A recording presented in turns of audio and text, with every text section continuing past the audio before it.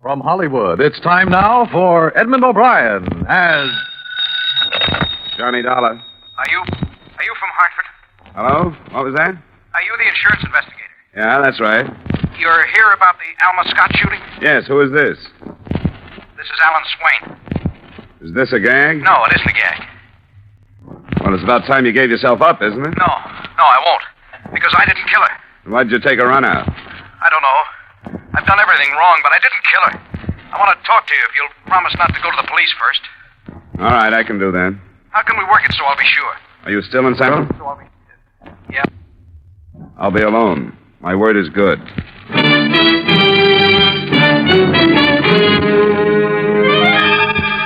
Edmund O'Brien in a transcribed adventure of the man with the action-packed expense account. America's fabulous freelance insurance investigator. Yours truly, Johnny Dollar.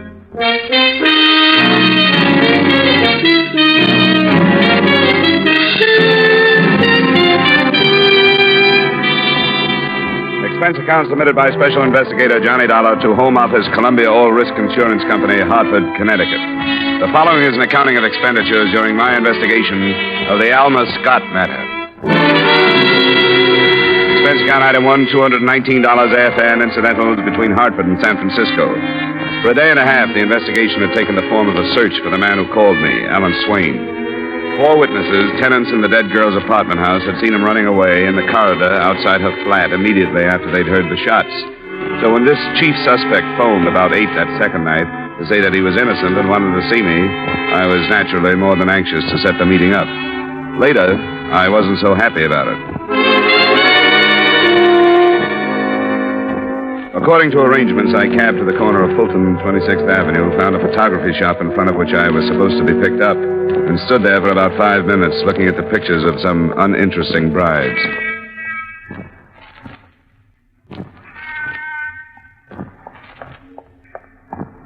Hello, mister. Hi. You marry one of those? No, thanks. I'm supposed to meet somebody here. You live in the neighborhood? No, I'm from Hartford, Connecticut. And I guess we were fated to meet.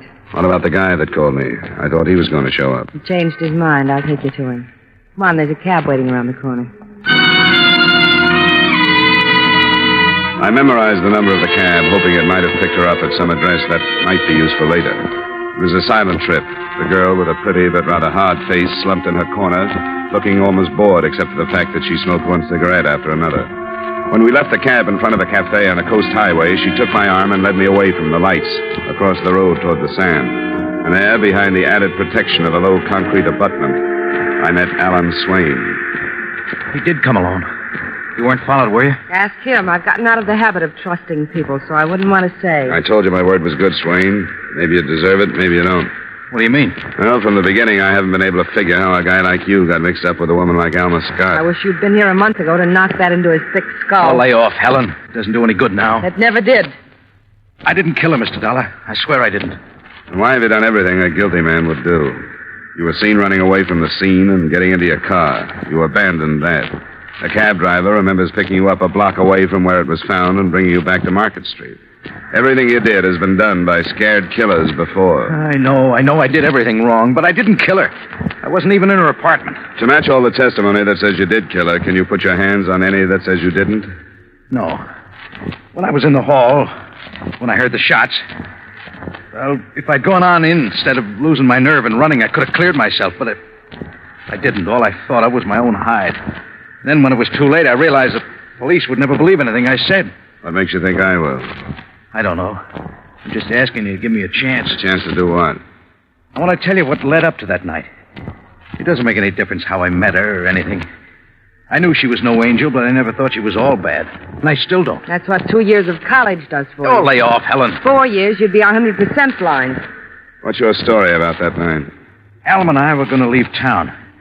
We were going to fly to Mexico and get married. Then we were going to Los Angeles and stay there. She wanted to get away from this town and the people she knew here. I don't think that's worth much, but is there any way I can check it? Plane reservations? Yeah, they're under the name of A.J. Hall for next Friday night at 9. What airline? Cal, Mexico. Why the switch in names? Well, Alma said there might be people who wouldn't want her to leave, and she didn't want it to leak out. We were going to cancel the reservations under that name and make them under our own Friday morning to match our identification at the border. Who is she afraid of? I don't know. She wouldn't tell me. Probably had a big choice. Do you know who? New in town, but give me time. Okay. What's the rest of it, Swain? Well, she broke a date with me that night. Said she wasn't feeling so good.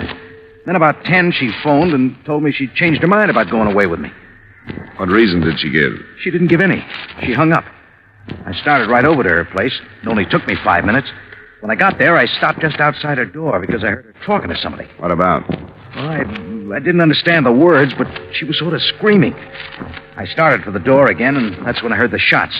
And I don't know what happened to me, except that I thought whatever was happening was somehow my fault. And I ran. That's all I know. That's all? Yeah. What do you think I can do with that? I don't know, but it's the truth. There must be a way you can find out who was in there with her. Don't you have any idea who it was? No. Man or a woman? Why, a man. It must have been a man. Did you hear a man say anything? No, but there must be some way to find out who was there. I don't know what it is, but I'll follow it up. And you won't tell the police? About meeting you? I doubt they'd believe me if I did. You can phone me if you think of anything. All right. Are you coming with me, Helen? Not cricket to pick a man up and then just drop him. Maybe I can lure him into the bar over there so he won't see you leave. Think you can afford me? Temporarily, yeah. I'm on an expense account.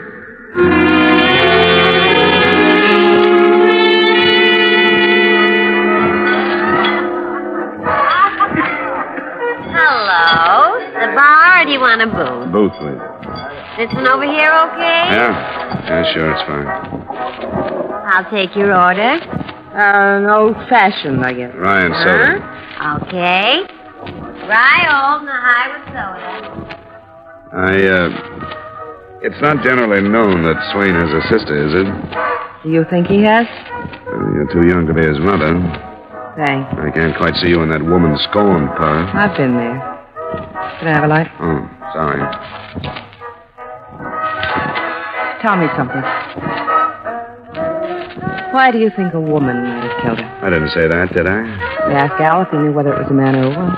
It was nothing but wishful thinking. She carried a life insurance policy with a half-sister as beneficiary. We can't find her. I hadn't even thought of that kind of an angle. It never crossed my mind that she was killed for any reason except what sort of a dame she was. What kind? Oh, don't get me started. Hasn't anybody else's name come up? She knew a lot of men. It's been open and shut against Swain. With that lineup of witnesses, the police certainly have no reason to chase after anybody else. Any ideas? Yeah. The guy she dropped when she put a leash on Al. His name is Walter Helm. The police know him if you don't. You mean you think he killed her? He found out they were going to Mexico, I think he would have. Or had it done. Why didn't Swain tell me this? Because he didn't know. That dame never bothered to tell him. She was using him for something, and she didn't want to scare him away. You didn't warn him? I had a better idea, but things seemed to backfire. Al's got me to thank for this mess he's in. I tipped Walter Helm that they were leaving for Mexico. How did I know Al would go storming up there? I don't have the faintest notion, but I wish you'd phoned a different detective. You don't have to follow it up if you don't want to. That's all I've got to say, and I don't want to drink. Maybe some other time. I didn't wait for mine, either. I settled the bill and followed her out. I was in time to see her get into a cab whose number I added to the one we'd come out in. And I waited 20 minutes for another to take me back to my hotel.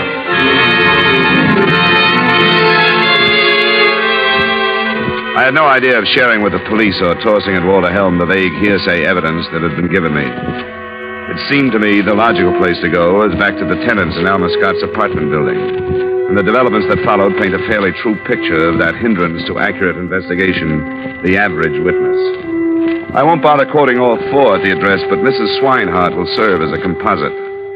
Why, yes, Mr. Dollar. I'm glad that I can be of service. I'll do anything I can. Thank you, Mrs. Swinehart. I just come from talking with Mr. Robertson down the hall. Oh, yes. Didn't you say that he was already in the corridor the other night when you got there? Yes, he was. Uh-huh. Well, he seems to think now that you were there before he was. Oh, but that's not so. I remember distinctly. I went out, and as you know, the Robinson apartment is across and to the rear of the one that woman lived in. Toward the rear of the building from Miss Scott? Yes. Well, why, when I went out, the first person I saw was Mr. Robertson, standing there.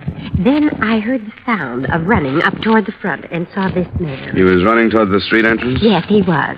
So you looked very briefly toward the rear? And saw Mr. Robertson. And then turned toward the sound? Yes. Uh-huh.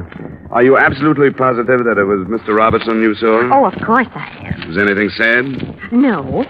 Nobody said anything for a minute. We were startled, you know. Now, Mr. Robertson remembers that as soon as he came out and saw you, he asked you what had happened. Oh, well, Mr. Robertson was wrong. He was there when I came out. If he said anything, I didn't hear him. Could it be that you expected to see Mr. Robertson standing where you had so often seen him, and after a glance that took maybe a second, your mind automatically said, that is Mr. Robertson? Mr. Dollar, I know what I saw. What's the meaning of this?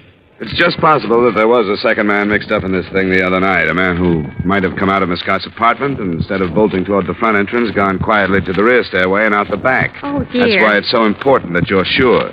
Could it have been someone else that you glanced at and glanced away from? Someone who left while your attention was on the running man? I was sure it was Mr. Robertson. The second time you looked, it was. We're all sure of that. For that first glance. I was so sure. It might be that Swain, who looked so guilty, might not be. It could be the difference between life and death to him. Oh, now you have confused me. I was so sure.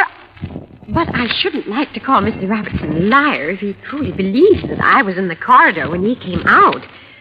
After all, it all was so sudden and shocking. I suppose anybody's mind could play tricks, as you say. Will you come and talk to Mr. Robertson with me? Oh, dear. Yes, I will. But I'd so hoped we'd heard the end of this dreadful thing. In less than an hour, 4 positive witnesses had broken down in the face of doubt. None of them could swear that there had been a second stranger in the hallway. But neither could they swear that there hadn't been. And none of them had actually seen Alan Swain come out of the Scott apartment.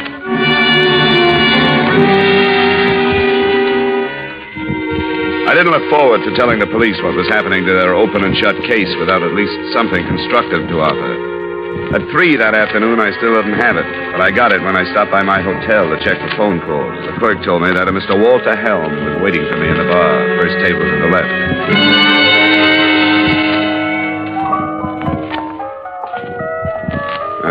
Mr. Helm? That's right. My name is Dollar. Oh, sit down. What are you drinking? Nothing, thanks. It's a little early for me. I don't suppose you know anything about me, but I'll get right to the point. The papers say you're working on the Alma Scott case. I have an interest in it. She was a friend of mine. Oh? You've got to do something about finding that maniac that killed her. Well, if you think you can help, you ought to go to the police. I don't want to go to the police. I want to talk to you. Where can we do it in private? Your room? I guess so, if you've got reason to keep it that private. I have. Come on. Which way do we go?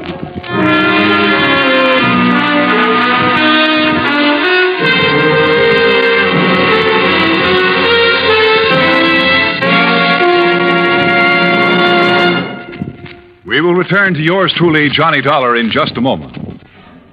Assets, 1 block of wood. Liabilities, more trouble than the legendary paper hanger with a hide. It sounds as though Edgar Bergen had a pretty bad bank balance, doesn't it? But luckily for all of us, he comes back week after week to CBS Radio with his block of wood named Charlie and lets himself in for more trouble. As for you, you're really in the chips when you take in the Edgar Bergen Charlie McCarthy Show, heard over most of these stations every Sunday. Don't miss them tomorrow night on CBS Radio. Now, with our star Edmund O'Brien, we bring you the second act of Yours Truly, Johnny Dollar.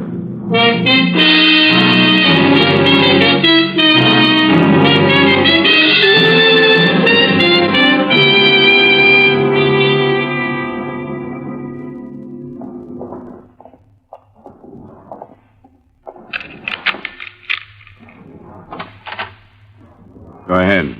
After you. Thanks. What's the matter, Dollar? I don't get you. Yes, you do. You're acting funny, like you've got certain ideas about me. Your name came up in a conversation last night. What about? The killing you've got an interest in. What else? Who is this conversation with? You don't expect me to tell you. We won't get any place this way. Somewhere along the line, you picked up the wrong idea about me. Let's get it straightened out. I just spent an hour looking you up in a newspaper morgue. That's hardly the way to build towards a fast and strong friendship. That's business.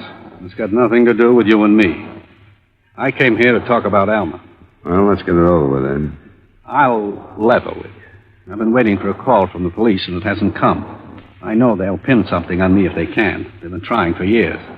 That's why I want to do something about seeing that Swain maniac picked up. So it can be pinned on him? That's where it belongs. I don't care what you think about me. You can't go along with them letting a crazy killer go free because they want to put me away, can you? I didn't know that's what they were doing. They will if they get the chance. What did they do with that check? Burn it up? What are you talking about? What check? A cashier's check for $15,000. I gave it to Alma. I knew her well enough to know I didn't have to kill her to keep her from going to Mexico with that scum. She got tired of me before, but not so tired a small gift wouldn't bring her back. I knew I was a sucker, but if that was the only way I could keep her, it was all right with me. That doesn't set so well. That's the way it was. Maybe this time money wouldn't keep her. You're wrong. She changed her mind. She wasn't going. One thing interests me.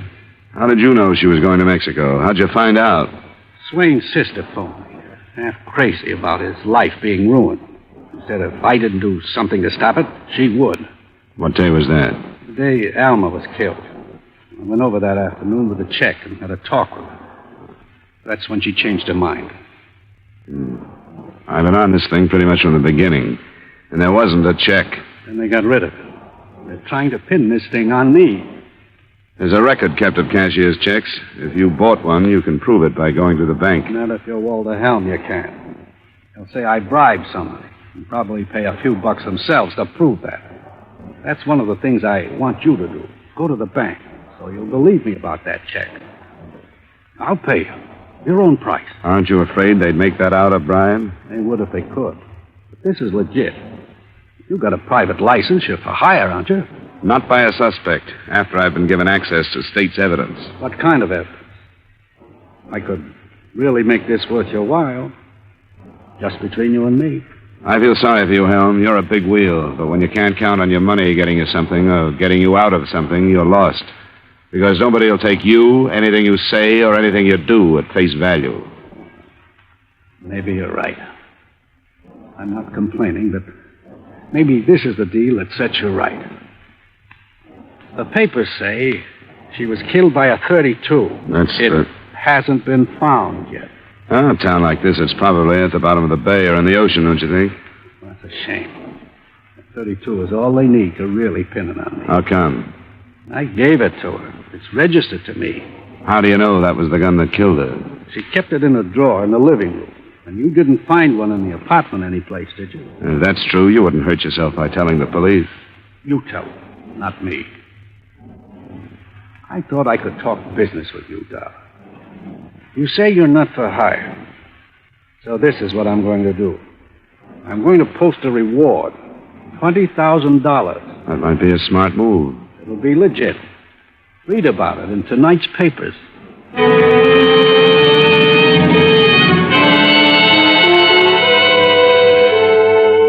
The notice made the front page of the paper I got under the caption, Cooling Murder Sparked by Reward. And strangely enough, it sounded sincere, not slanted toward Swain as I'd halfway expected, but offering $20,000 for any information leading to the arrest and conviction of the person or persons who murdered Miss Alma Scott.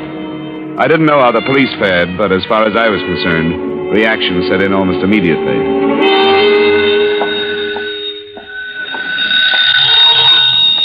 Johnny Dollar. This is Alan Swain. Oh? How are you making out? Now, what kind of a trick is this that Helm is pulling? This thing in the paper. I don't know. It's got news value, and he must have laid cash on the line. Might even be on the level. Oh, you're crazy. It can't be on the level. You know that. He says he didn't kill her. You talked to him? Yeah. What'd he say? Just that he didn't kill her. I'm surprised you're so upset. According to your sister, you didn't know anything about him. She told me about it last night. Well, this is a mess, and something will have to be done. It should have been done a long time ago. Why don't you give yourself up, Swain? No, I won't. That would be the best thing to do. No, I won't. I wish I'd gotten out of town while I could, but I listened to Helen. Come on in and talk about it, Swain. No. It's too much against me. The police don't care that I didn't kill her. They don't care who they get, just so they get somebody. Well, they'll have to find me. The case against you isn't as strong as it was. What do you mean? The witnesses who saw you outside Alma's apartment, they aren't sure now that they didn't see somebody else, too. Are you telling me the truth? Sure I am. That's what I mean. Come in and talk about it. No, I'll have to think. I'll have to talk to Helen. I don't know what this reward is going to mean. This reward trick of Helm's. I'll have to think, and I'll call you back.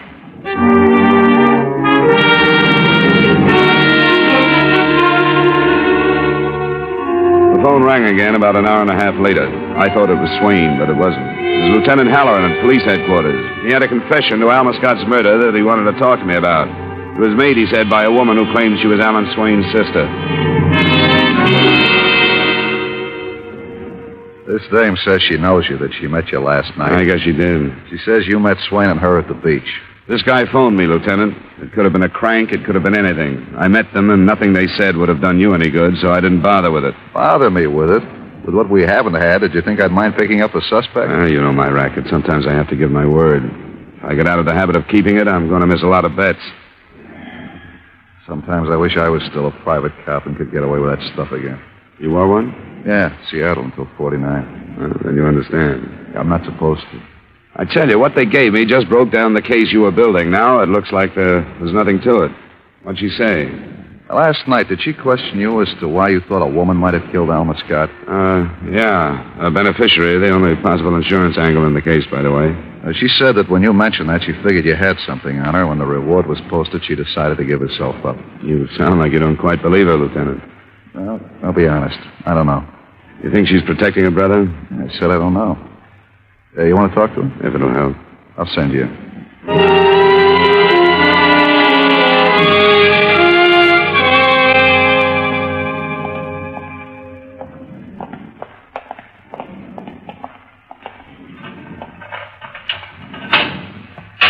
Thanks. Yes, sir.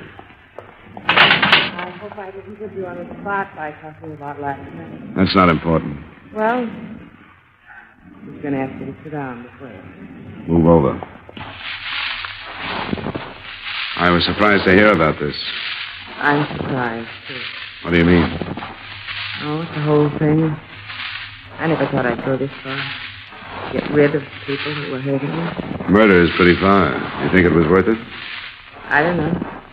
I had to get him away from that thing. I didn't grind through burlesque houses for 10 years to let that happen. Been taking care of him that long? Longer. I'm not beaten. Guess I took my mother complex out on him. Sent him to school. Even 2 years of college. I guess it was wrong. I guess I spoiled him more than Mom would have. After going that far, I couldn't stop when that eagle got her claws into him. I don't think you killed her. Neither did that cop, but I did. When I learned she and Al were going to Mexico, I went up there and had it out with her. You said you called Walter Helm. I did, but he wouldn't do anything, so I said I would. He told me he went to see Alma and that she changed her mind about going. That's not what she said to me. What then? I went there about 9:30. Told her to lay off my brother, and she laughed at me, so I killed her. Where'd you get the gun? I had it. What caliber? 32. After you killed her, what'd you do? I just stayed in the apartment for a while. And I looked out the door, and when the people were out of sight, I left. Back way? Yeah. What street you come out on? Polk Street. No, you didn't. The alley doesn't go through to Polk. It turns halfway through the block, goes on to California. Well, maybe that was it. I wasn't thinking of where I was going at the moment. I don't think you were there. Yes, I was. Oh, please, he didn't kill her. He wouldn't have. You don't kill something you love, and he thought he loved her. It takes only a split second for love to turn into hate. He didn't kill her. I told you I did. $1. Yeah? There's been a shooting out at Walter Helm. No! Oh, no! I thought you'd want to know. Oh!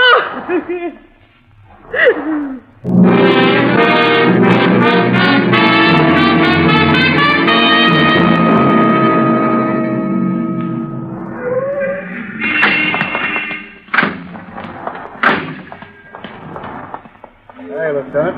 Sergeant, things under control? I think so, sir. He shot his way in. Butler was hit. Helen was waiting for him. We managed to shoot each other. How are they? Both still alive, sir. We'll go in. This man's an insurance investigator. He's all right. Yes, sir. Thanks, Sergeant.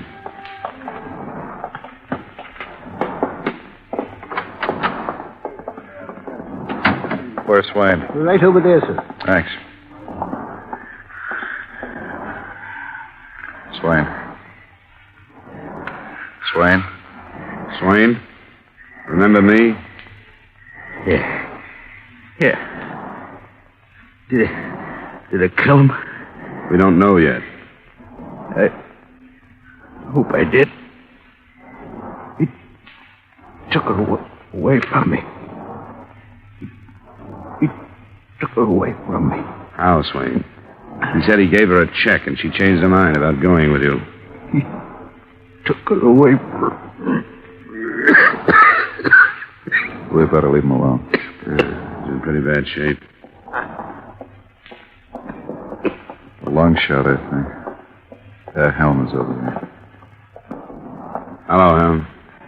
Never thought this would happen over some dame, did you, Copper? Take it easy. What happened, Helm? I heard the shots at the door. And there he was. Why'd he come here? I don't know. There's only one reason, Helm. You know it, and we know it. Doesn't make any difference, does it? Sure. I killed her. She was going to leave. I couldn't buy her back. So I stopped her the only way I knew. No scum like he was going to take her away. Nobody was going to take her away.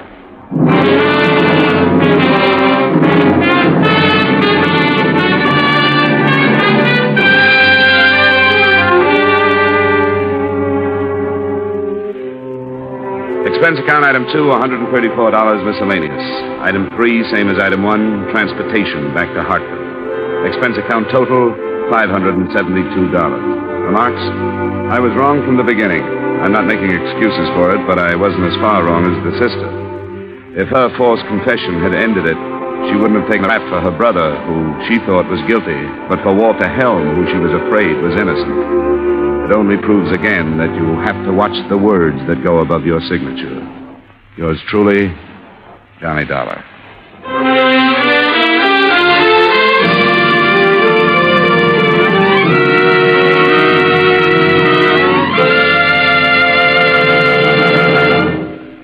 Yours truly, Johnny Dollar, stars Edmund O'Brien in the title role and is written by Gil Dowd with music by Wilbur Hatch. Edmund O'Brien can now be seen starring in the Paramount Pictures Technicolor production, Silver City.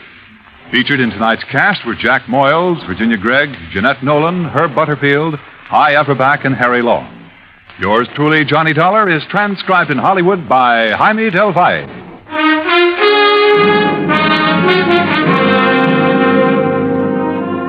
This is Dan Coverly inviting you to join us next week at this time when Edmund O'Brien returns as... Yours truly, Johnny Dollar.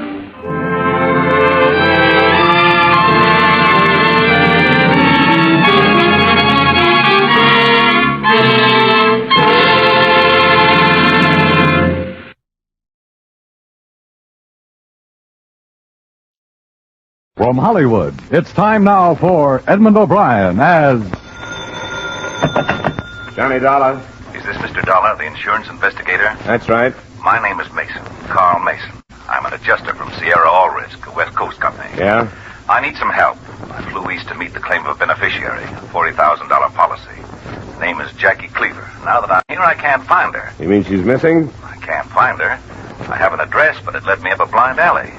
I've got the authority to hire you if you're free. We can talk about it. Good.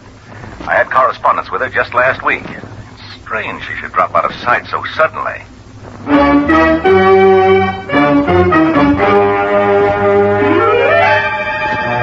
Edmund O'Brien in a transcribed adventure of the man with the action-packed expense account. America's fabulous freelance insurance investigator. Yours truly, Johnny Dollar.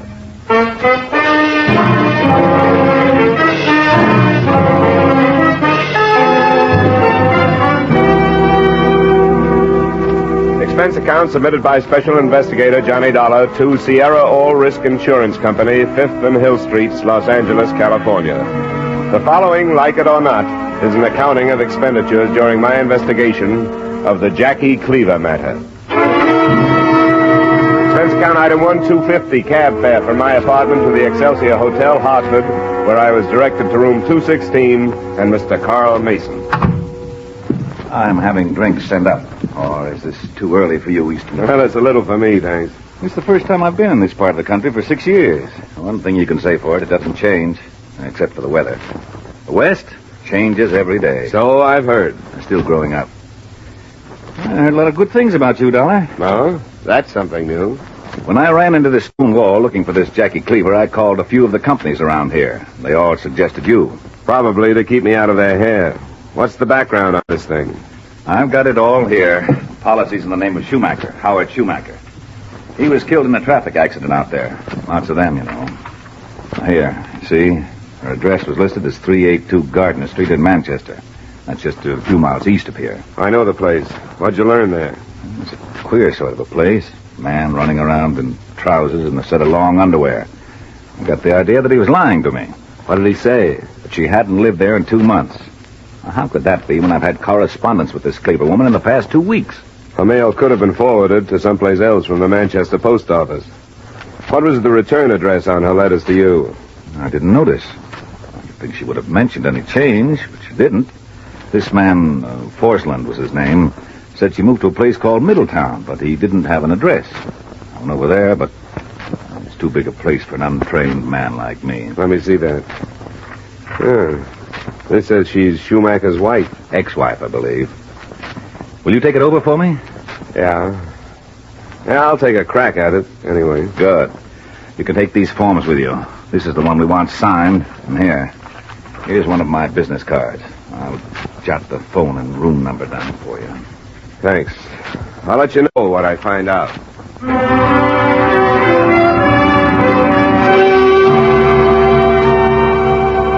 Expense account item 2, $35, car rental and mileage. It was 3 o'clock when I left the Excelsior Hotel, but I figured there was enough left of the afternoon to make the short trip to Manchester and back. Jackie Cleaver's address there was a big frame house set back from the street at the edge of town. A sign that stuck out from a snowdrift called it a convalescent home.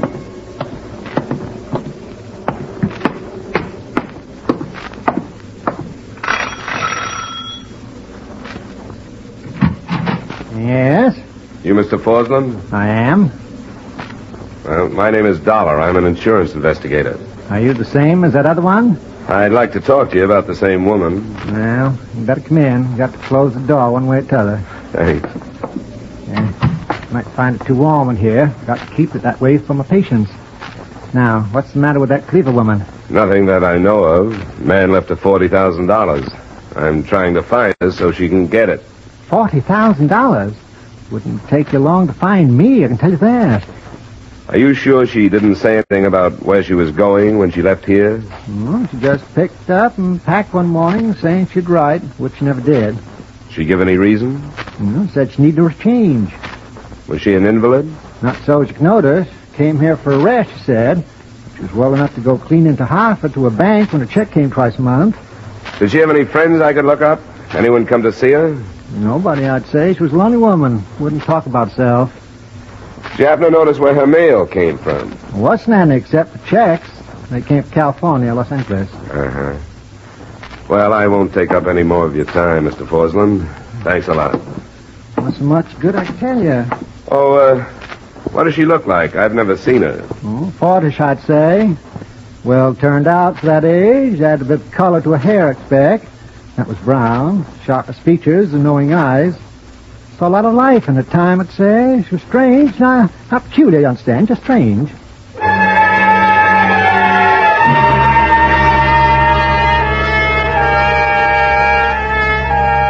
I caught the Manchester post office before it closed, and a cooperative clerk there gave me her forwarding address in Middletown. It's about 15 miles south of Hartford, and I drove down there after dinner that same night. It wasn't quite the setting you'd expect for a divorcee who received checks from California twice a month, and who was in line for $40,000. It was a ratty little hotel in the darker end of town. There was one man in the lobby and one woman behind the desk. Oh, good evening, mister. What'll it be? I understand you have a Mrs. Jackie Cleaver staying here. Jackie Cleaver? You kidding? No, I'm not kidding. Is she in? She don't stay here anymore. You know where she went? It's hard to tell about Jackie. What do you want with her, honey? An insurance company wants to find her. Somebody left her $40,000 in a policy. Are you kidding? She was married to a man named Schumacher in California. Jackie was married? And divorced, but she stayed on as beneficiary. She never said anything about that marriage, but there's plenty of her that doesn't come out. You sound like you know her pretty well. Not as well as some, I guess. When did she leave here? Oh, 2 or 3 weeks ago, anyway. I can look it up. More important, do you know where she went? No, not exactly. She said something about New Haven. You might try the Bridgeport house. All right, I will. Imagine her married. That must be why she got those checks from out west. They came here, too? Yeah, alimony. Well, that's Jackie. I hope you find her, mister. Thanks, so do I. Hey, Yeah? I'll walk out with you. All right.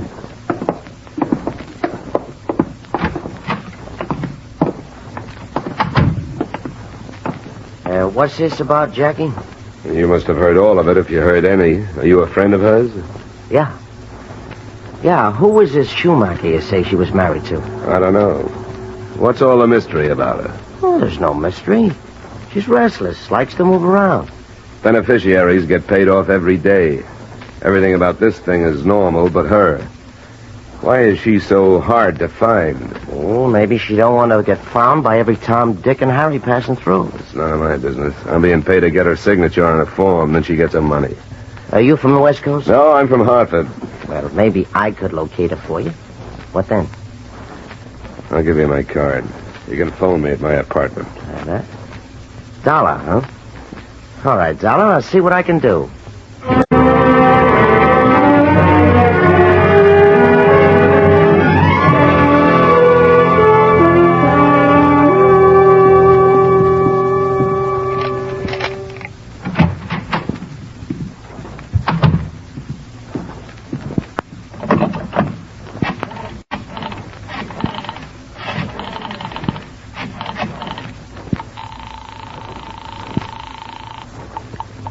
Excelsior Hotel, good evening. Mr. Carl Mason, please, is in room 216. Just a moment, please.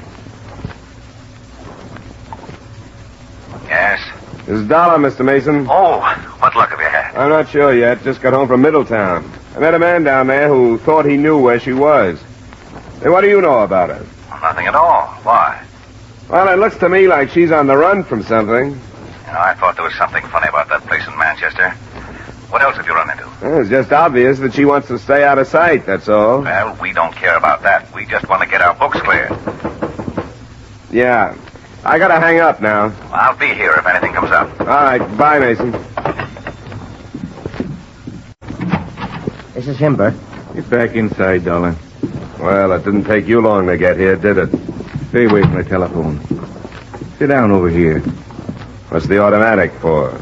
To show you how serious we are about this. About what? You were talking to somebody named Mason. What's the rest of it? Look, I'm not used to being pushed around in my own apartment. Don't push too hard or I might make you use that gun. Calm down. Was it Carl Mason? What if it was? Where is he? Go find him. I don't want to beat it out of you if I don't have to. Hey, Bert, never mind. Here it is. It's a card by the telephone. Give me that. Hey, get off, you... Stop it, Dollar. Stop it! All right, come here. I'll give you a chance to try that again, I promise you. Come on, Dollar. Get up. Happy, go get a dish towel or something to stop his head bleeding. I don't owe it to him. Come on, get up. Now, how much trouble are you going to give us?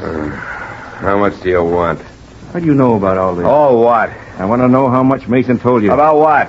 About Jackie. Don't play it smart with me. I couldn't if I wanted to. He didn't tell me anything. Did he come alone? Mason? How the devil should I know how he came? Here's your towel, Dollar. You're wrecking your suit. I'm sorry about that. Yeah, sure. You got a license in this state, so I'm going to take a chance on you. What does that mean? I want you to stop looking for Jackie. There's going to be trouble anyhow. But if you don't stop, there's going to be more. Let me see that card, Happy. Yeah, that was handy, wasn't it? The Excelsior. Hey, what about Dollar? I don't know. Be tough taking him with us. The way he looks, somebody'd notice him.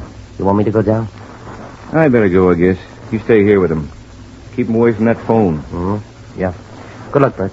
Thanks. Give me 25 minutes, and you can get out of here. See you tomorrow. Mm-hmm. What's it all about, Happy? Well, now, this thing is too big for the both of us, as they say. Now, don't talk about it. Just pretend you're here alone and your phone is out of order.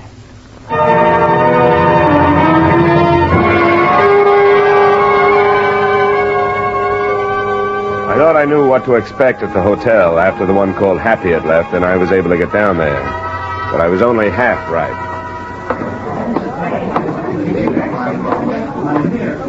Excuse me, could I get through, please? Hey, mister, you can't go in there. Here's my ID. I was working for Mason. Oh, I'm the house detective. Come on. Where is he? In the bathroom. I closed the door. He'd evidently been blasted into the bathroom by the shock of a heavy caliber gun that had taken him in the middle of the abdomen and the chest. But it wasn't Carl Mason. It was the gunman who'd come to kill him. The one called Bert.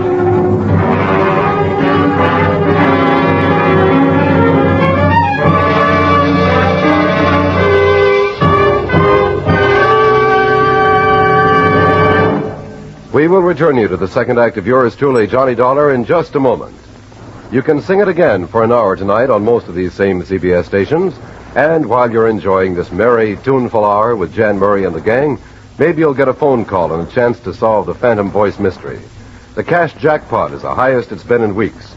Be listening for Sing It Again this evening on CBS.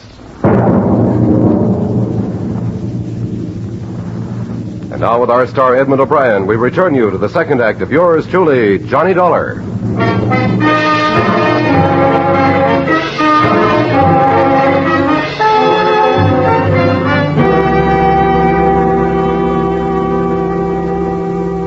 Except for one unfortunate coincidence, I probably would have been able to drop the whole matter right there.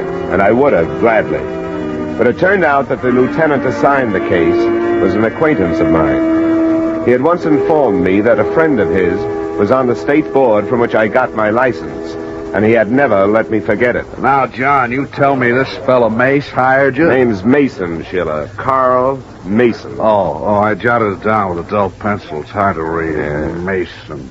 He hired you to get the signature of this Cleaver woman. Now, who is she? I wish I knew. I wasn't able to find her. Well, now, who did this Mason say she was? It was pretty obvious he fed me a pack of lies. Looks like he hired me to put the finger on her. Oh, why would he do that? I don't know, Schiller. If I'd known, I wouldn't be here. Now, you ought to be more careful who you hire out to, John. Now, let's see. You say that a second man named Happy held you in your apartment at gunpoint while the other one, the deceased, became this hotel room. Is that true? Of course it's true. If you were any kind of a policeman, things like that wouldn't happen to honest taxpayers. You haven't been in trouble in Hartford for quite a while, have you, John? Not this kind. I'm surprised you didn't try to notify the police prior to the shooting. I did. Look at my head. And now you're asking me to risk infection just so you can write a lot of illegible nonsense in that notebook of yours. John, let's start over in a better mood. The force has always cooperated with you. At least I have. You ought to be more thankful. All right, Schiller. But please, put away the pencil. Let me tell you what I know. Mason evidently came from the West Coast to find the Cleaver woman. Why the West Coast? Well, he had forms and a business card from a Western insurance company. She had been receiving mail from California. The guy called Happy mentioned the West Coast. Now, how would that add up? Florida? Yeah. Go ahead. He's your man, Schiller. And he's going to be halfway back to the West Coast unless you remember your training, get some men to cover the airlines and railroads, and get some roadblocks out. I was planning to. You want anything more from me? You can't just drop this thing, John. How would that look in my report? What do you want me to do, Schiller? Find that woman. No use my wasting men when you've already started on it.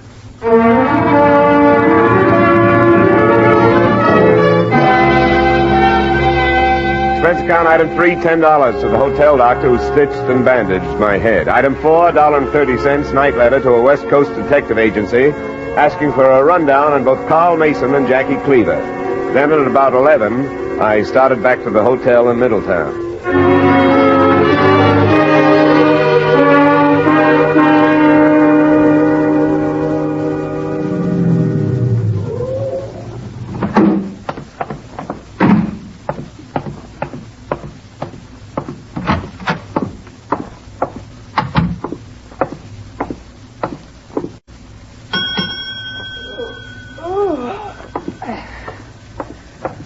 Must have dropped off.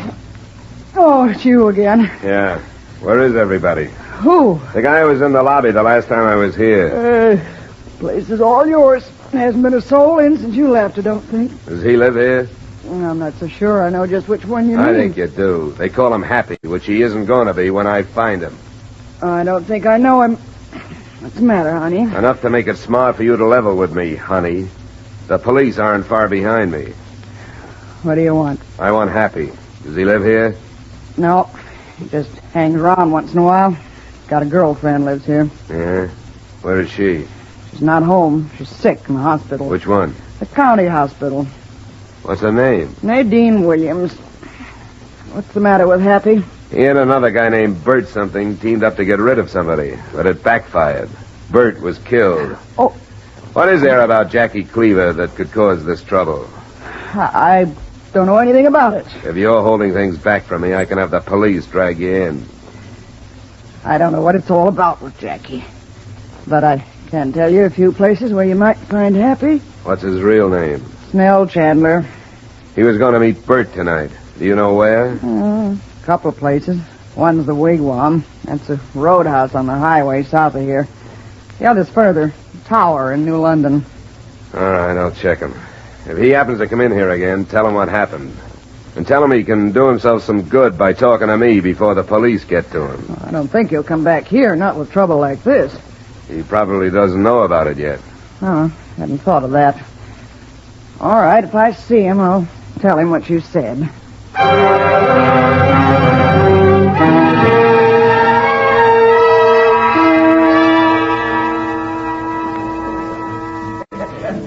Say, I don't have the brand you ordered, but I got some others. It's all right. Just any kind of dark rum. This okay? Sure. Get a big call for rum when it's as cold as this. Try that. That's fine. Say, has Happy Chandler been in tonight? Happy who? Not the famous one. Oh, I thought you were pulling my leg. No, nobody with that name comes in here. We get a pretty steady set of customers here. Oh, once in a while, somebody driving by drops in. Maybe you got your signals mixed. That could be. The only reason another wigwam around here that I know of. Somebody told me he comes in here. Not that I know of. How about another one? No, thanks. What do I owe you? 50 cents. Thanks. Thank you. Sorry you got mixed up.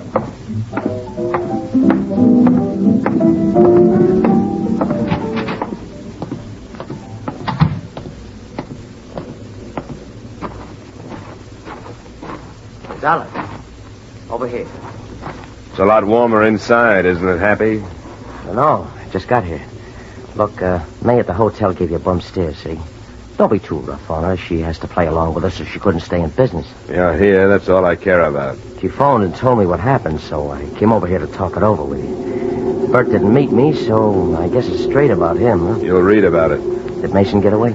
Temporarily. But I don't think he'll get out of the area. Police have it covered. Well, I wish him luck. You told me I could do myself some good if I talked to you before the police picked me up. That's the way I see it. You're in a bad spot. But if you play ball with me, I'll do the same for you. Keep coming. I didn't know who you were when you and Bert conspired for a killing. That's a rap. I might save you. The police don't have your name yet, or your description, or the name of the hotel in Middletown. But what do you want? The Cleaver woman. She's the middle of this mess. She's clean. She didn't do anything. She must have to bring Mason all the way from the West Coast after her. Bert died trying to stop him. She must have done something to rate all that action. I mean, as far as tonight goes, she's out of the picture. She doesn't even know what happened. What would you do with her? The police want to talk to her. If she's clean, as you say, she shouldn't mind that. Oh, I don't think she would. You what? What's the matter? Don't you believe me? She wouldn't. She's got no reason to be afraid of the police. Well, it's holding us up then. Well, it's too late tonight. Look, I gotta make a couple of calls. You'll be in your apartment tomorrow morning. I'll phone you about 10. Okay, Happy. I'd call myself stupid, except you showed up here tonight and you didn't have to. You'll hear from me. I'll call at 10.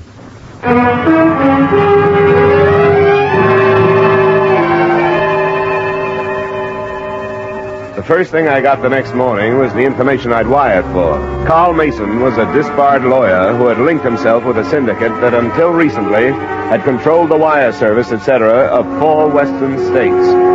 The machine had been destroyed by the Supreme Court testimony of a state's witness. The rundown on Jackie Cleaver filled out the rest. She had been the witness.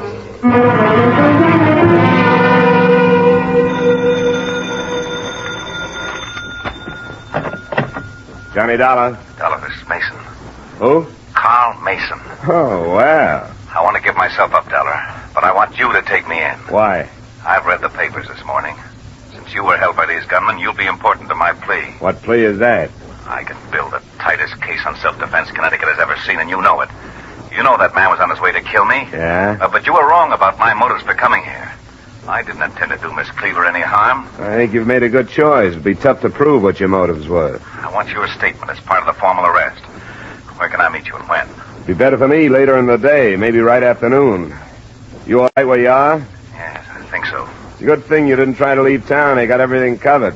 I thought they would have. All right, Dollar. I'll wait where I am and call back at 12:30. I'll be here. Goodbye.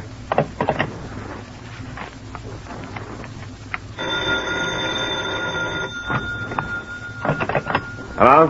Hey, your phone's been busy. Oh, is this Happy? Yeah, I'm sorry, somebody had a job for me. What's happening with you? Jackie's with me. What's the name of the cop in charge of Bert's killing? Lieutenant Schiller. Schiller. Schiller, is he a precinct man or from downtown? Downtown. You have him in his office at 11.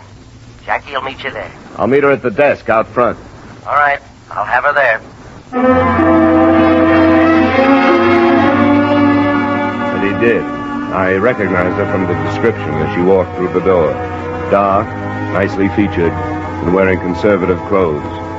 She held out a gloved hand when I told her who I was. Well, Mr. Dollar, I didn't have any idea I was causing everyone so much trouble. Well, you are hard to locate. I've had to be. Where's the lieutenant? This way.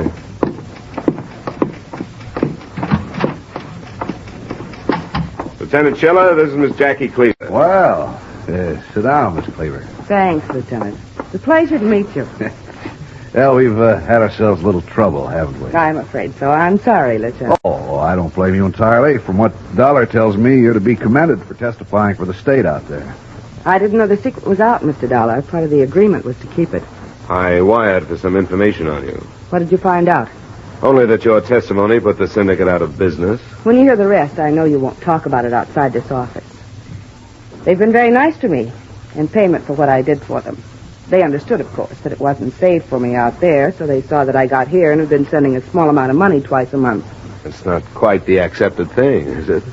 My money is sent to a lawyer in Los Angeles who sends it on to me. Well, I suppose they have their reasons, Dollar. That's none of our business. I take it the syndicate learned where you were, huh? You can't hide from those people. I don't know how they found me, but they did a few months ago. I've had to stay on the move ever since. I suppose not knowing that, you must have thought I was an arch criminal myself. I was curious. My friends here have done everything they could to help me. Poor Bert. I don't think he went to kill this Mason. Why not? Well, I think he went to frighten him away. Is there any news about Mason? Oh, we will haul him in. Don't you worry about that. He's ready to give himself up. It told Dollar this morning. Oh. Well, I hope you get him. Maybe that'll put an end to it. Do you need me anymore, Lieutenant? I don't think so. Do you, Dollar? I guess not. Well, I'm sorry for all the trouble I've caused. Well, now that we understand it, it's perfectly all right. Mr. Dollar? Thanks for coming in. I'm glad I finally met you.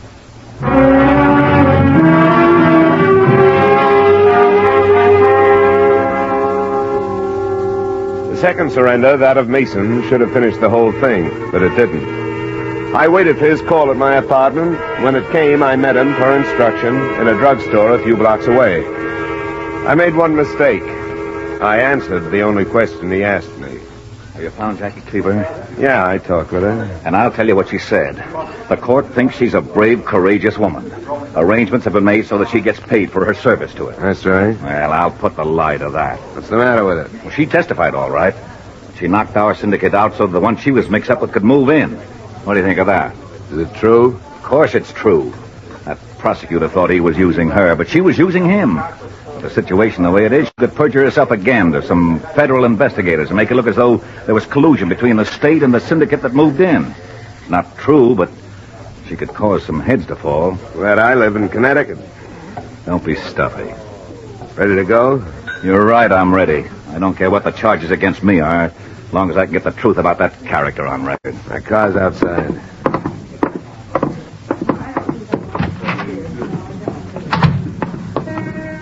Down this way. Don't forget, you heard those men say they were going to kill me. I want the arresting. Wait. Yeah. That's the other one. Happy, what do you want? Get out of the way, Tyler. I've lived up to my part of the bargain. Come on. Let's play it out the right way. Get out of the way. Wait a minute, you. Happy, get out of here. No!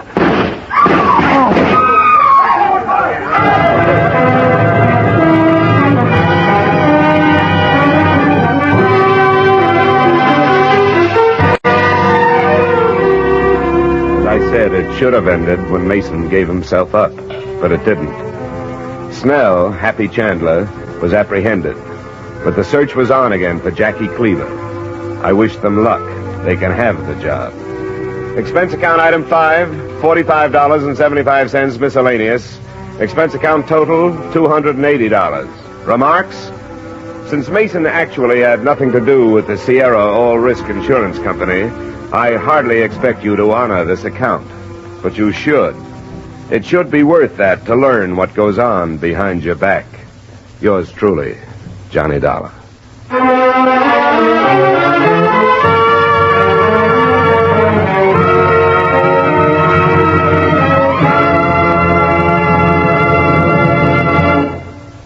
Yours truly, Johnny Dollar, stars Edmund O'Brien in the title role and is written by Gil Dowd with music by Wilbur Hatch. Edmund O'Brien's latest picture is the Paramount Pictures production Warpath. Featured in tonight's cast were Ed Begley, Dick Ryan, Mary Lansing, Sidney Miller, Tim Graham, Virginia Gregg, Hy Averback, and Jim Nusser. Yours truly, Johnny Dollar, is transcribed in Hollywood by Jaime Del Valle. This is Dan Coverly inviting you to join us next week at this time when Edmund O'Brien will return as... Yours truly, Johnny Dollar.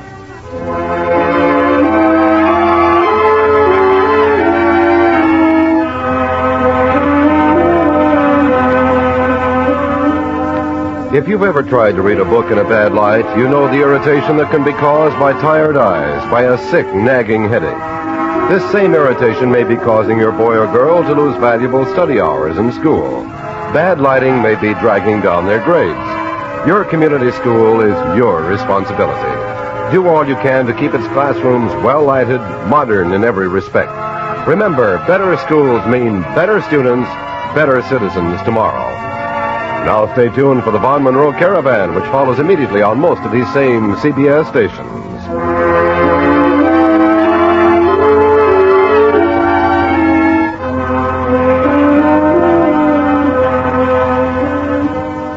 Wanted by your American Red Cross immediately, 4,000 emergency blood donors. The recent influenza epidemic severely curtailed the shipment of life-giving blood to wounded GIs. This blood is needed urgently. Become a Red Cross blood donor now. Call your local Red Cross office at once for an appointment.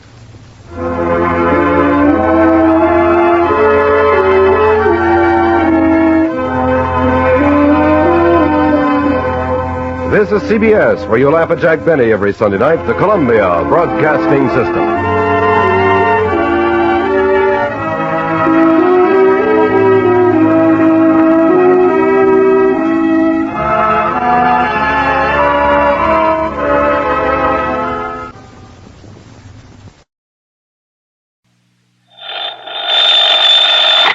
Johnny Dollar. Johnny. Yes? Hello? George Reed, Floyd's of England. Oh, what's the matter, George? You sound a bit down in the mouth. I am. What's up? Well, Johnny, I understand you've handled quite a few investigations for the Continental Insurance and Trust Company. Oh, brother, I sure have. And you know something, George? Yes? Floyd's of England, you that is, have handed me some pretty wild ones over the years. I know. But believe me, they've been nothing compared to some of the cases that Continental has handed me. And you know why, George? Why, Johnny? Because of just one client of theirs. Well, He's a wealthy old screwball by the name of Alvin Peabody Cartwright. Cartwright? Yeah, he carries a lot of insurance, millions of it. And any company that has his account is making plenty. Yes, But, brother, I know. the fantastic problems that man comes up with. Why, it's enough to drive you off your rocker. I mean, I'm always the goat. Yeah, I handled one crazy investigation for him only 3 or 4 weeks ago. So I understand. They told Continental that if they sent somebody else around, he'd leave him flat. Johnny... Actually, I suppose I shouldn't complain. Some of the biggest fees I've ever got have come out of his pocket. And you know something? Yes, Johnny? In spite of all his wackiness and these silly problems he hands me, well, over the years, I've really gotten to love the old character. And I mean, aside from those fancy fees I mentioned. Good. I think I'd do almost anything, within reason, that is, if it were necessary to help out Alvin Peabody Cartwright. Anything? Sure, anything. Thank heaven for that. But now you said you have troubles, George. I have. So I'm sorry I chewed your ear off about someone that Floyd's of England doesn't have to worry about, so... Don't we, Johnny? Huh? Well, of course not, because as long as he keeps his insurance with Continental... Unless... George. Unless... what, Johnny? Well, I mean, if he were to change companies for some... Oh, now, wait. Yes? George. I'm still here. Just who is your problem? I'm afraid you've guessed it. Oh, no. Yes, Johnny. Alvin Peabody Cartwright.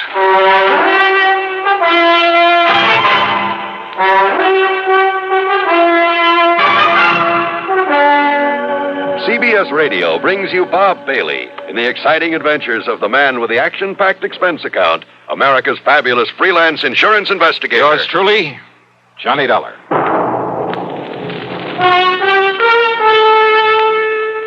Pepsi-Cola refreshes without filling. Why? Because it's truly light. Charlie, you're forgetting something. Wait, Kay, there's more. Yes, ice-cold Pepsi is the delicious refreshment that goes great at a picnic or a party. But, Charlie... And Pepsi goes fast. People like it, so keep plenty handy. There. Oh, you did fine, except for one thing. Well, I mentioned lightness and how Pepsi refreshes and how fast it goes. You left out Pepsi sociability. You know the Be Sociable song. But, Kay, I can't sing. I can. Listen. Be sociable, look smart, keep up to date with Pepsi. Drink light, refreshing Pepsi. Stay young and fair and debonair. Be sociable, have a Pepsi. Well, at least I can say this. Pick up an extra carton of Pepsi today. Please do. And now, Act One of yours truly, Johnny Dollar.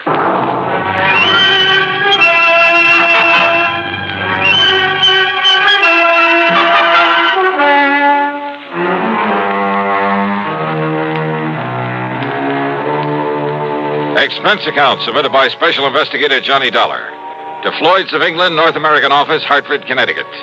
Following is an account of expenses incurred during my investigation of the Alvin's Alfred matter.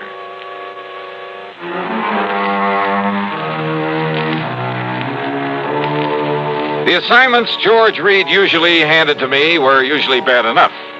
But a combination of both George and Alvin Peabody Cartwright could be just a little too thick. Anyhow, expense account item one, $1 for a cab to his office. Now look, George, don't tell me Cartwright has shifted all his insurance over here to Floyd's of England. Sit down, Johnny, please. Sure. Well? Yes, he has. Then, baby... As a matter of fact, after months of effort and expense, I managed to sell him on our company myself. Oh, brother. But if you have any idea of the amount of his annual premiums, well, Johnny, it's a real feather in my cap. But don't you realize what you've got yourself in for? I'm afraid I'm beginning to. So, Johnny, if you can get him off my neck... Cartwright? Twice in 1 month? Don't bank on it. But tell me all anyhow. Well, it's really my own fault. So anxious to get his business. And if you know how much that man spends on premiums every year... Yeah, you said that. Now get to the point. And I suppose I should have been more thorough, but... Well, we figured that Continental had known what it was doing, and we simply made a direct transfer of all his policies to this company, including the one that concerns us now. Only it should never have been issued. What kind of a policy? Straight life. On Cartwright? No. With all the riders attached to it.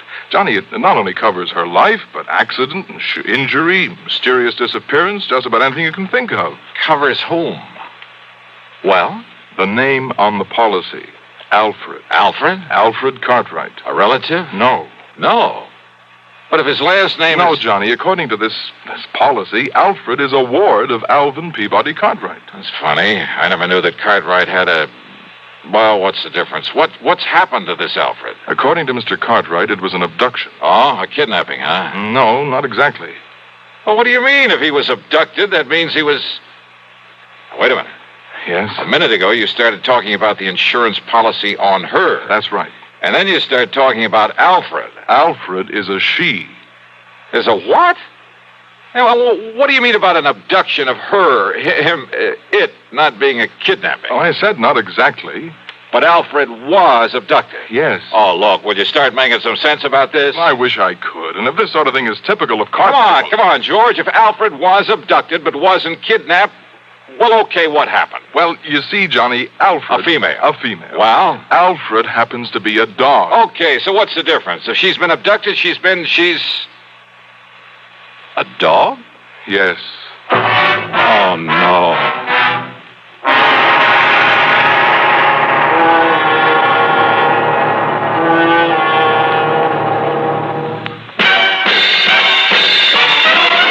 Are you smoking more now, but enjoying it less? Have a real cigarette, have a Camel. The best tobacco makes the very best smoke. Have a real cigarette, have a Camel. Are you looking for flavor and mildness? Have a real cigarette, have a Camel. The best tobacco makes the very best smoke. Have a real cigarette, a real cigarette, a real cigarette, have a Camel.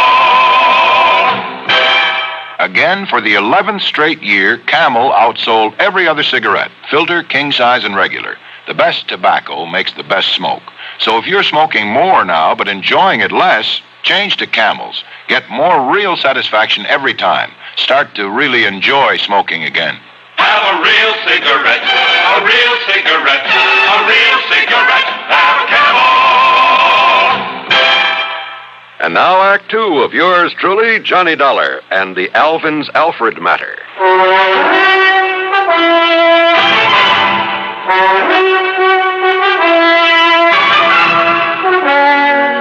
George, life, accident, injury, mysterious disappearance, all that insurance on a dog? Yes, Johnny. A female dog? Yes. By the name of Alfred? Yes. A pet of that lovable old crackpot Alvin Peabody Cartwright? His ward, Johnny. At least that's the way it reads on the policy, and that's why we thought nothing of it when the policy was transferred to us from Continental Insurance and Trust. Oh, brother. But why Continental ever wrote such a policy in the beginning? Oh, that part's easy, George. But the premium's only a drop in the bucket. I mean, compared to that on the rest of Cartwright's insurance. Now listen. If they'd refused to write this complicated policy on his dog, they'd have lost all his business. Well, they have now, to us. And, Georgie, you can lose it just as fast unless you try to do something about this disappearance of that pooch. Unless you do something about it, Johnny. You've got to find Alfred and return her to him. So will you drive on over to Lakewood and talk to Mr. Cartwright, see what you can do? So help me, George. And, Johnny, I promise we'll not question a single item on your expense account, no matter what it is.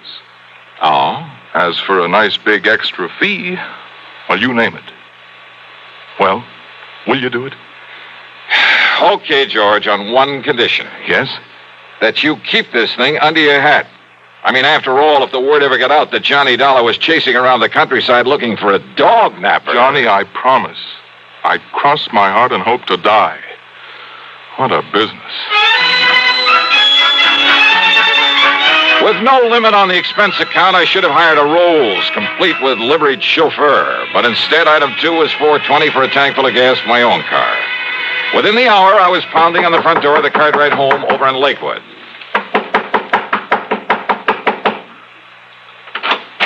Hi, Mr. Cartwright. No. I'm sorry I'm out. I'm far too upset to talk to anyone right now. So goodbye. No, wait a minute.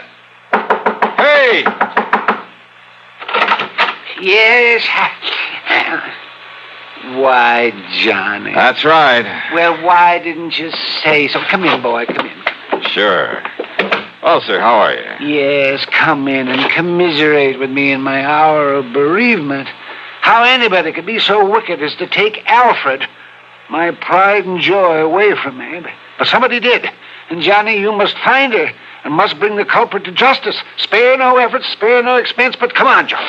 Well, have you any idea, Mr. Cartwright, who might have walked off with the pooch? Pooch? Oh, Johnny, how can you use such a term? Alfred was almost like a child to me. Dear little thing. Oh, yeah, I'm sure. But you haven't answered my question. Do I know who committed this dastardly deed? Yes. Of course I do. Oh, sir. Come along, Johnny.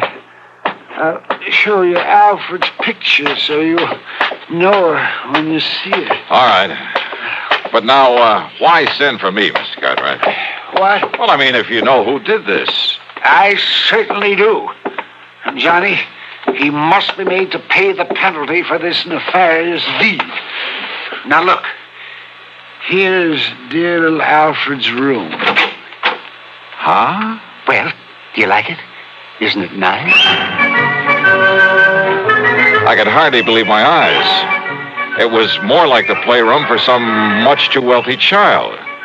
Why, he must have spent thousands on it. On the soft, thick, wall-to-wall carpeting, all the furnishings, including a bed in the corner with a foam rubber mattress.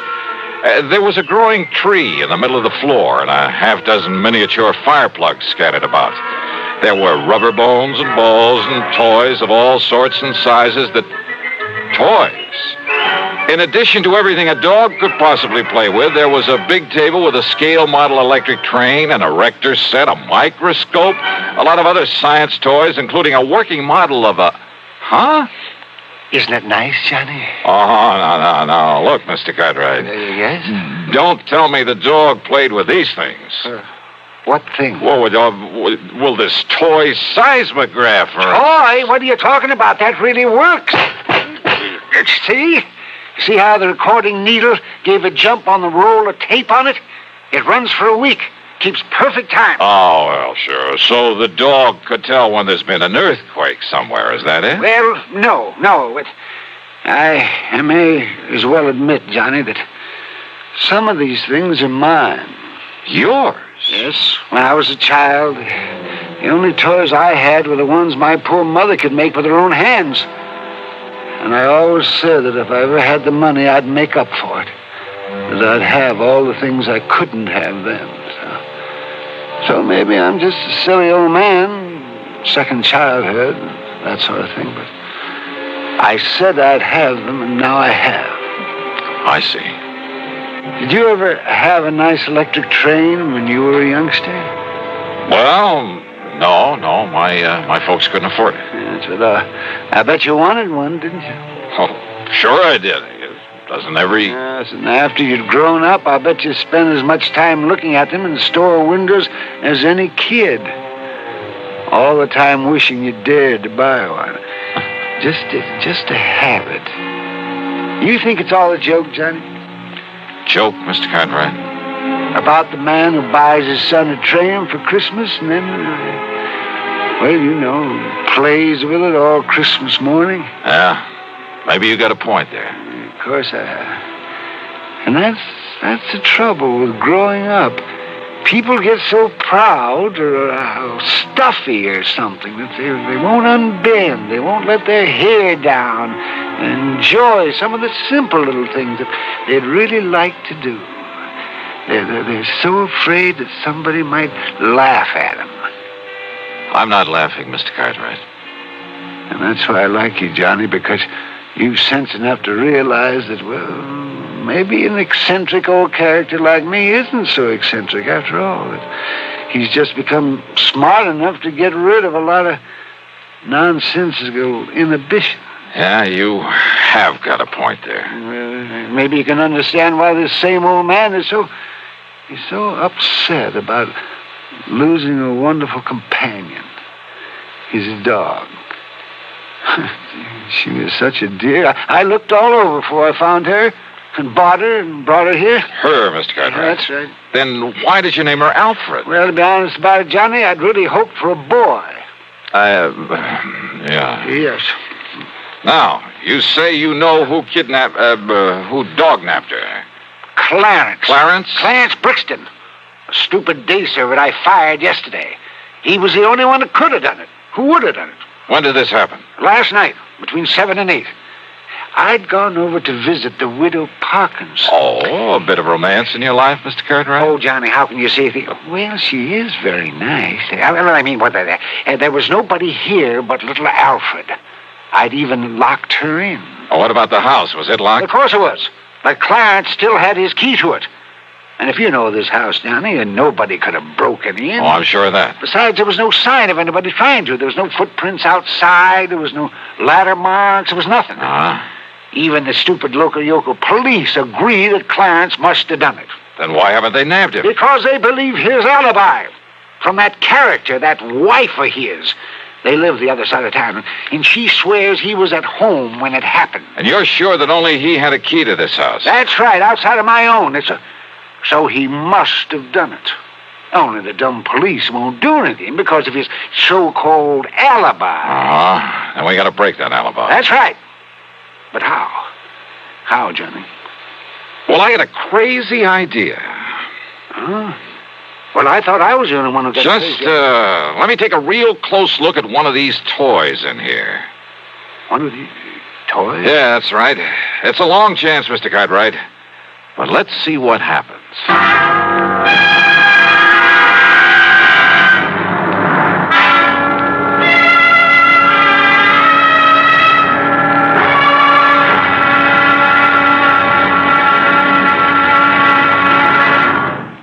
Act 3 of yours truly, Johnny Dollar, in a moment. Welcome, recording star Mel Torme. It's terrible trying to sing with a bad cold. So I always take 4-way cold tablets to relieve cold miseries fast. Good idea. Tests of all the leading cold tablets proved 4-way fastest acting. 4-way starts in minutes to relieve muscular pains, headache, reduce fever, calm upset stomach, also overcomes irregularity. When you catch cold, try my way. Take 4-way cold tablets. The fast way to relieve cold distress and feel better quickly. 4-way, only 29 cents. Now here's a word about another fine product of Grove Laboratories. Had dandruff for years? Now get rid of it in 3 minutes with Fitch Dandruff Remover Shampoo. 3 minutes with Fitch regularly is guaranteed to keep unsightly dandruff away forever. Apply Fitch before wetting hair. Rub in 1 minute. Add water, lather 1 minute. Then rinse 1 minute. Every trace of dandruff goes down the drain. 3 minutes with Fitch. Embarrassing dandruff's gone. Fitch can also leave hair up to 35% brighter. Get Fitch Dandruff Remover Shampoo today. And now, Act 3 of yours truly, Johnny Dollar.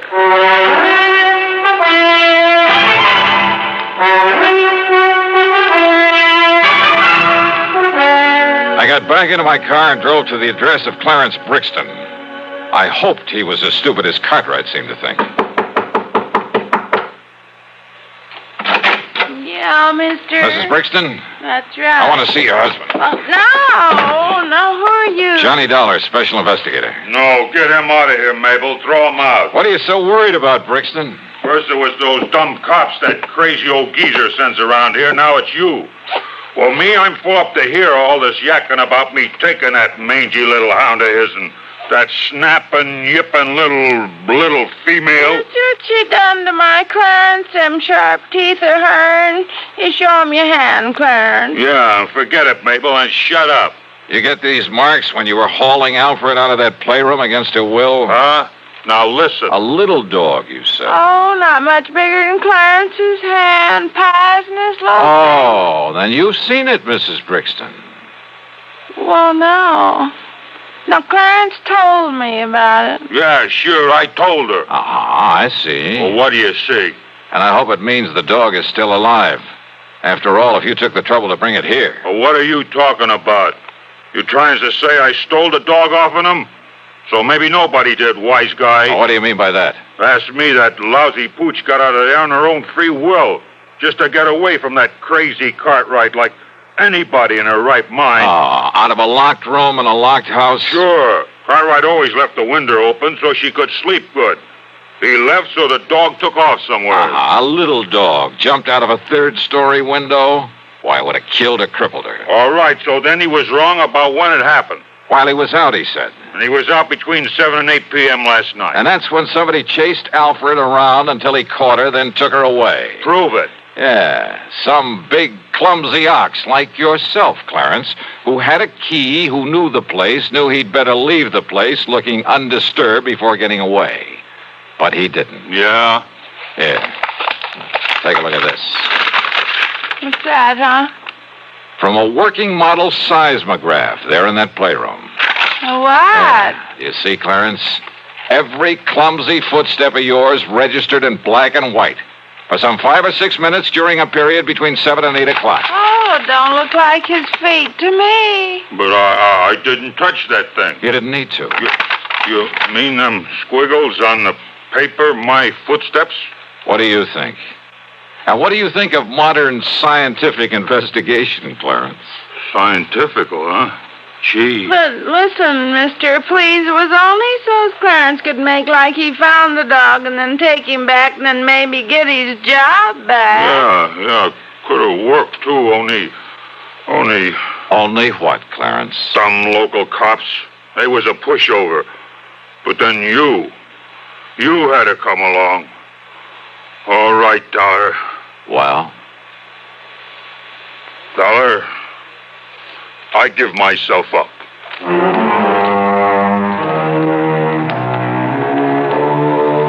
Oh, sure. Modern scientific investigation. But he fell for it. And Mabel brought the dog up from the cellar, and she was kind of a mangy little pooch. The dog, I mean. But she meant the difference between keeping or losing Cartwright's insurance account. Which reminds me, you can forget the expense account. Cartwright did well by me, as usual. And he'll probably break down and take Clarence back. Oh, well. Yours truly, Johnny Dollar.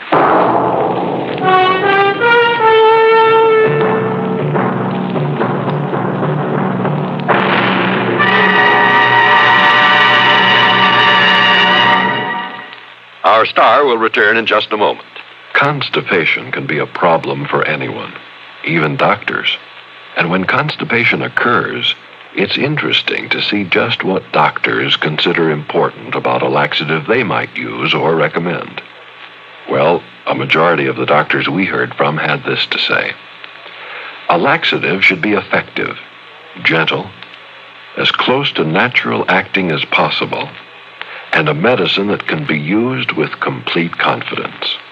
Now, X-Lax has been popular with many doctors and millions of people over the years because chocolated X-Lax is effective. Overnight, it helps you toward your normal regularity. X-Lax is gentle. Next morning, it gives you the closest thing to natural action. And that's why many doctors and millions of people use X-Lax with complete confidence. X-Lax, the laxative that helps you toward your normal regularity gently, overnight.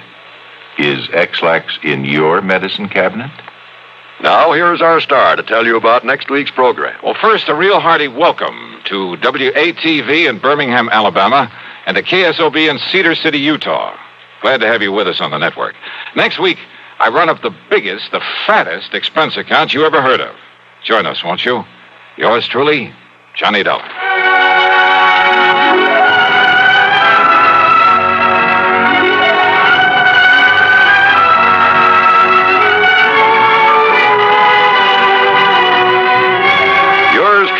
Johnny Dollar, starring Bob Bailey, originates in Hollywood and is written, produced, and directed by Jack Johnstone.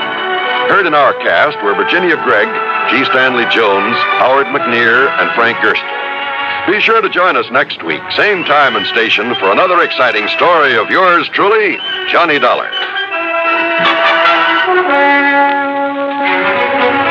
This is John Wall speaking.